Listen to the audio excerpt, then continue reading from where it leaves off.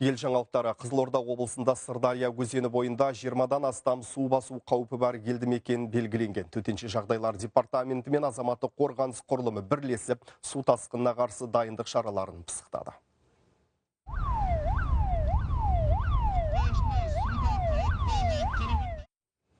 Қала іргесіндегі Талсуат ауылы өзеннің жағасына жақын орналасқан. Жыл сайын көктемде Сырдарияның деңгейі көтеріліп, елді мекенге қауіп төнеді. Сондықтан құтқарушылар аталған аумақта бөгеттерді нығайтып, төтенше жағдайдың алдын алу бойынша бірлескен оқу жаттығу жиынын өткізді. Оған 100-ден аса адам, 32 техника қатысты. Қызылорда қаласы бойынша 5 қауіпті участок, оның бірі Талсуат елді мекені болып саналады. Практикалық іс-шара ұйымдастырылды. Атап айтсақ, эвакуация жұмыстарын жүргізуде, сонымен қатар қап-қаптау бөгеттерді нығайту жұмыстары, сонымен қатар зардап шеккендерді құтқару жұмыстары жүргізілуде.